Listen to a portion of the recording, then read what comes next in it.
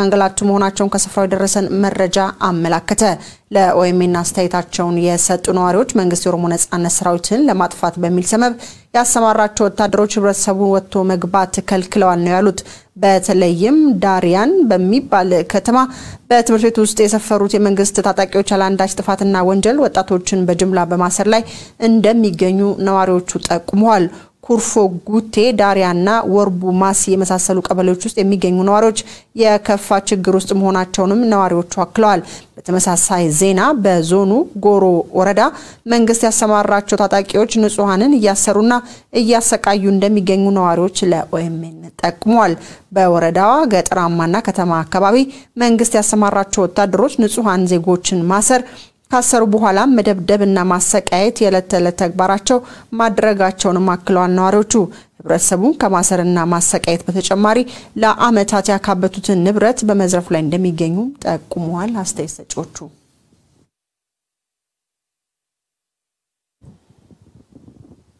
በሌላ ዜና የአሜሪካ የውጭ ጉዳይ ጽህፈት ቤት በኦሮሞ ህዝብ ላይ እየደረሰ ላለው የሰብአዊ መብት ረገጣ ተገቢውን ትኩረት እንዲሰጥ ጥሪ አቀረበ።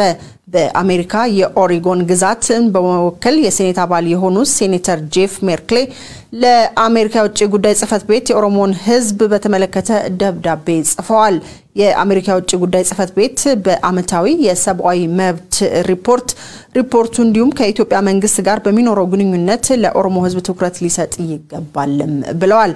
ሴኔተሩ የኢትዮጵያ መንግስት በኢትዮጵያ ውጪ ያሉ ግጭቶች በሰላም ሊፈታ ይገባል ሲሉ ማሳስበዋል። ነስረዲን ሁሴን ሰፋ ያለ ትንታኔ ያለው በአሜሪካ የኦሪጎን ግዛት ሴናተር ጄፍ ሜርክሌ የአሜሪካ መንግስት በኦሮሞ ህዝብ ላይ እየደረሰ ላለው የሰብአዊ መብት ረገጣ የሚገባውን ትኩረት እንዲሰጥ የሚጠይቅ ደብዳቤ ጽፈዋል። በትግራይ ግጭት ከተቀሰቀሰበት ጊዜ አንስቶ በሰሜን ኢትዮጵያ ያለውን ችግር ለመፍታት የአሜሪካ የውጭ ጉዳይ ጽህፈት ቤት ለወሰደው እርምጃ አመሰግናለሁ በማለት ደብዳቤያቸውን የጀመሩት ሴናተሩ ዘላቂ ሰላምን ለማስፈን ለኦሮሞ ህዝብ ትኩረት መስጠት ያስፈልጋል ሲሉ ለጽህፈት ቤቱ ጥሪ አቅርበዋል። በሀገሪቱ ትልቁ የሆነው የኦሮሞ ህዝብ በመንግስትና በኦሮሞ ነጻነት ሰራዊት መካከል በቀጠለው ጦርነት ምክንያት ለሰብአዊ መብት ረገጣዎችና ለሰብአዊ መብት አያያዝ ችግር ተጋልጧል ብለዋል። በ2018 ጠቅላይ ሚኒስትር አብይ አህመድ ወደ ስልጣን እንዲመጡ የኦሮሞ ወጣቶች ቄሮ ትልቅ ሚና ተጫውተዋል ያሉት ሴናተሩ የኦሮሞ ህዝብ ልክ እንደ አሜሪካ መንግስት መጀመሪያ ላይ መንግስታቸውን የሰብአዊ መብቶችን ይጠብቃል የሚል ተስፋ ነበራቸው ብለዋል። እንዳለመታደል ሆኖ የአብይ አህመድ መንግስት ስልጣን እንደያዘ በኦሮሞ ሰላማዊ ዜጎች ላይ የሰብአዊ መብት ረገጣ መፈጸም ጀመረ ብለዋል ሴናተሩ። በትግራይ ጦርነት ከመጀመሩ 6 ወር ቀደም ብሎ የኦሮሞ አክቲቪስትና ዘፋኝ ሃጫሉ ሁንዴሳ በፊንፊኔ መገደሉን ተከትሎ ሰላማዊ ተቃዋሚዎችና የኦሮሞ ፖለቲከኞችን ጨምሮ ከ3500 በላይ ሰዎች መታሰራቸውን አስታውሰዋል። በአንድ ወር ጊዜ ውስጥ የታሰሩት ሰዎች ቁጥር 9000 መሆኑን ያስታወሱት ሴናተሩ እስረኞቹ ለሰብአዊ መብት ረገጣ መጋለጣቸውን ገልጸዋል። ከዚያን ጊዜ ጀምሮ በመላው ኢትዮጵያ በኦሮሞ ሰላማዊ ዜጎች ላይ ያለው ሁኔታ ተባብሶ ቀጥሏል ብለዋል ሴናተሩ። በኦሮሚያ ውስጥ የኢትዮጵያ የጸጥታ ኃይሎች በሰላማዊ ሰዎች ላይ ጥቃት መፈጸማቸውን የሚገልጹ በርካታ ዘገባዎች መኖራቸውን የገለጹት ሴናተሩ ሁማን ራይትስ ዎችን ጨምሮ ሌሎች ህገወጥ ግድያዎችንና የሰብአዊ መብት ረገጣዎችን መዝግበዋል ብለዋል። ለአብነትም በታህሳስ 2021 የኦሮሚያ ክልል የጸጥታ ኃይሎች የኦሮሞ አባገዳዎች ቡድንን ገለዋል ብለዋል ሴናተሩ። በህዳር 2021 በወጣው የአስቸኳይ ጊዜ አዋጅ አንዳንድ የኦሮሞ ሰላማዊ ዜጎች ልክ እንደ ትግራይያን ተወላጆች በዘራቸው ምክንያት ለእስር ተዳርገዋል ያሉት የህዝብ እንደራሴው በዚህ ዓመት በሚያዝያ ወር የኢትዮጵያ መንግስትና የኦሮሚያ ክልላዊ መንግስት የኦሮሞ ነጻነት ሰራዊትን ለመዋጋት በኦሮሚያ ውስጥ አዲስ ወታደራዊ ዘመቻ ይፋ አድርጓል ብለዋል። የመንግስት ኃይሎች በኦሮሞ ሰላማዊ ሰዎች ላይ ያነጣጠሩ ሲሆን ከነዚህም ውስጥ ሰው አልባ አውሮፕላኖችን በመጠቀም ጥቃት መፈጸማቸውን በደብዳቤው ላይ አንስተዋል። በቅርቡ በምዕራብ ኦሮሚያ ውስጥ ብቻ ከ500,000 በላይ ሰዎች ተፈናቅለዋል ያሉት ሴናተሩ ከቅርብ ጊዜ ወዲህ በተደረገው ውጊያ የኢትዮጵያ የጸጥታ ኃይሎች ሰላማዊ የኦሮሞ ተወላጆችን ጥይት በመተኮስ መግደላቸውን አንስተዋል። ይህም እንዳለ በቅርብ በመቶዎች የሚቆጠሩ የአማራ ተወላጆች በክልሉ መገደላቸውን ያነሱት ሴናተሩ የኢትዮጵያ ሰብአዊ መብት ኮሚሽን ተጨማሪ ግድያዎችን ለመከላከል የመንግስት ጸጥታ ኃይሎች በአስቸኳይ እንዲጠናከሩ መጠየቁን ገልጸዋል።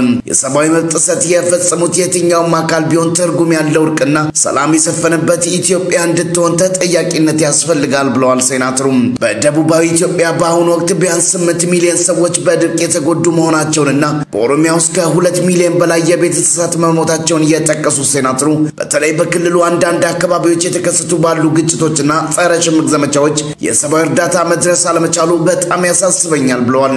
በደቡብ ኦሮሚያ በጸጥታ ችግር ምክንያት እርዳታ ለተቸገሩ ወገኖች እንደማይደርስ የገለጹት ሴናተሩ የኢትዮጵያ መንግስት በመላ ሀገሪቱ የሚነሱ ግጭቶችን በሰላማዊ መንገድ እንዲፈታ ጥሪያቸውን እንድታጠናክሩ አሳስባለሁ ብለዋል የአሜሪካ ሴኔት አባል። በመሆኑም የአሜሪካ መንግስት ከኢትዮጵያ መንግስት አባላት ጋር በሚያደርገው ግንኙነትና በውጭ ጉዳይ ጽሕፈት ቤት ሰብአዊ መብቶች ዓመታዊ ሪፖርት ላይ በኦሮሞ ህዝብ ላይ እየደረሰ ያለውን የሰብአዊ መብት ረገጣ ትኩረት በመስጠት የበለጠ ሊሰራ ይገባል ብለዋል ሴናተሩ። የአሜሪካ ኤምባሲ ሰራተኞችም ግጭት ወደ ተከሰተባቸው የኦሮሚያ አካባቢዎች እንዲሄዱና ሁኔታውን እንዲመለከቱና የተጎዱትን እንዲያነጋግሩ አደራላለሁም ብለዋል። በመላው ኢትዮጵያ ዘላቂ ሰላም እንዲሰፍን የአሜሪካ ውጭ ጉዳይ ሚኒስትር የረጅም ጊዜ ትኩረት መሆኑን ጠቅሰው በመላው ኢትዮጵያ የተፈጸሙ የሰብአዊ መብት ረገጣዎች በገለልተኛ አካል የማጣራት ጥሪ እንዲደረግ ጥሪ ማድረግና ለልማቱ መደገፍ ይጨምራል ብዬ ተስፋ አደርጋለሁም ብለዋል ሴናተር ጄፍ ማርክላይ። የሀገሪቱን ዲሞክራሲያዊ መንገድ ለመቀየስ እውነተኛ ሁሉን አቀፍና ገለልተኛ ውይይት ያስፈልጋል ያሉት የህዝብ እንደራሴ የአሜሪካ የውጭ ጉዳይ ጽሕፈት ቤት እነዚህን ስልቶች በሚቀይስበት ለመርዳት ዝግጁ ነኝም ብለዋል። ሴናተሩ በመላው ኢትዮጵያ የሚነሱ ግጭቶችን በሰላማዊ መንገድ ለመፍታት ከእናንተ ጋር ለመስራት እጓጓለሁም ሲሉ ጥሪያቸውን አስተላልፈዋል።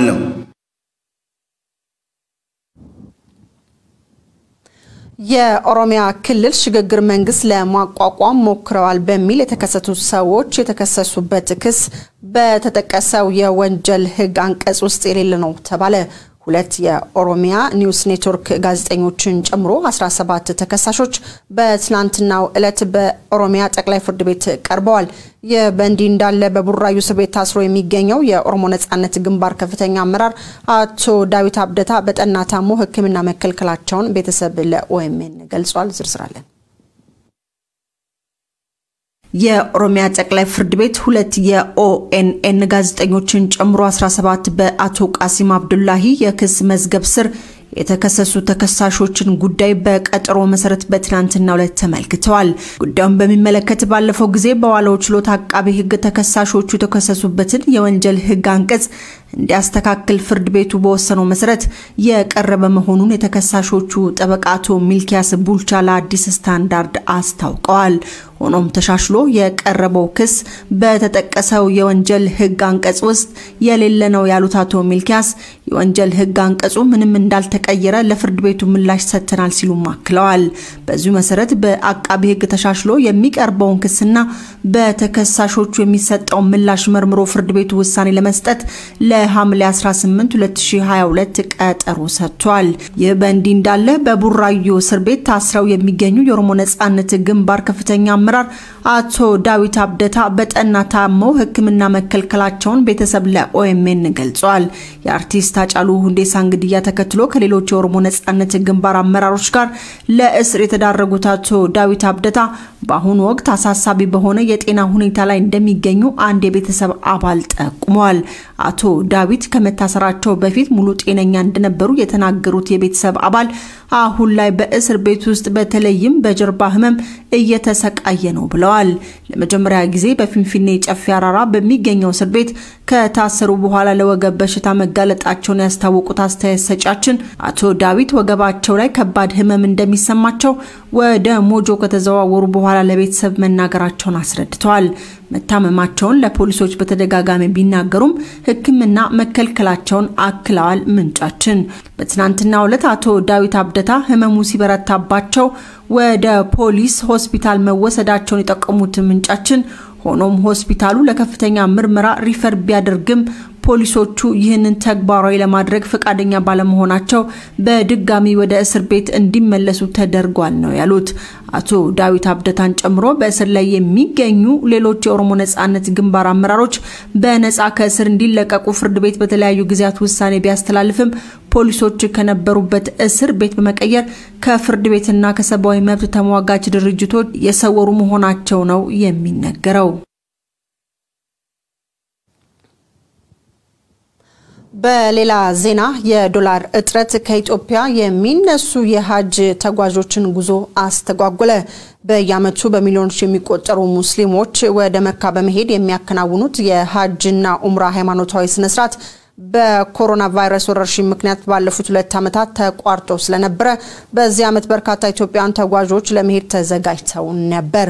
በመሆኑም ከኢትዮጵያ 19600 ያህል ሰዎች በዚህ ሃይማኖታዊ ስነ ስርዓት ላይ እንዲሳተፉ ፍቃድ መሰጠቱ ተነግሯል። በዚህ ዓመት ከኢትዮጵያ እንዲጓዙ ፍቃድ የተሰጣቸው ሰዎች ቁጥር ካለፉት ዓመታት ጋር ሲነጻጸርም ከፍተኛ ነው። ሆኖም ያለውን የዶላር እጥረት ታሳቢ በማድረግ 12000 አካባቢ ተጓዦችን ለመውሰድ ነበር እቅድ የተያዘው። ይሁን እንጂ ለጉዞ ከተመዘገቡ ሰዎች መካከል 3000 የሚሆኑት ብቻ ለሐጅ እንዲጓዙ የኢትዮጵያ እስልምና ጉዳዮች ጠቅላይ ምክር ቤት መረጃ መላክታል። የኢትዮጵያ እስልምና ጉዳዮች ጠቅላይ ምክር ቤት የሽግግር ፕሬዝዳንት ሼህ ሐጂ ኢብራሂም ቱፋ ይህንን መሰል ችግር አጋጥሞን እንደማያውቅ ገልጸዋል። ሼህ ሐጂ ኢብራሂምን ጨምሮ አስተያየታቸውን የሰጡ ተጓዦች ከዶላር እጥረቱ በተጨማሪ በመጅሊሱ ውስጥ የነበሩ አስተዳደራዊ ችግሮች ጉዞን ያስተጓጎሉ ሌላ ምክንያት እንደሆነ ተናግረዋል። ጉዞ የተስተጓጎለባቸው የእስልምና እምነት ተከታዮች በመጅሊሱ ዋና ጽሕፈት ቤት ፊት ለፊት ሰልፍ በማድረግ ቅሬታቸውን ያሰሙ ሲሆን ራሳቸውን ስተው የወደቁ ሰዎች መኖራቸውም ተነግሯል። የበንዲ እንዳለ ሳውዲ አረቢያ ከኮቪድ ወዲህ ከፍተኛውን የሐጅ ተጓዦችን እያስተናገደች ነው። 1 ሚሊዮን የሚሆን የሐጅ ተጓዥ ሃይማኖታዊ ስነ ስርዓታቸውን ለማከናወን ሳውዲ አረቢያ ተገኝተዋል።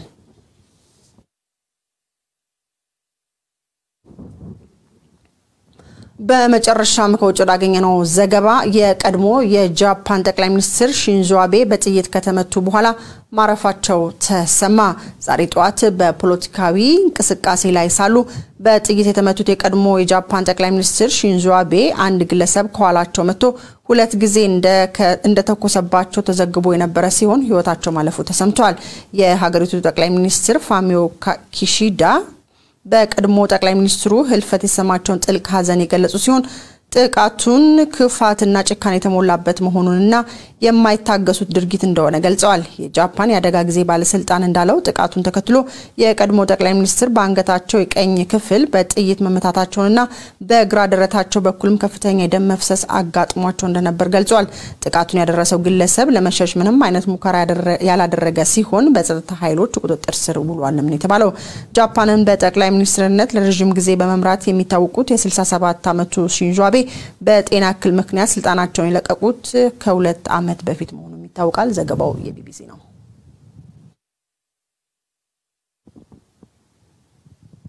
ለዕለቱ ያዝናቸው መረጃዎች እስካሁኖቹ ናቸው።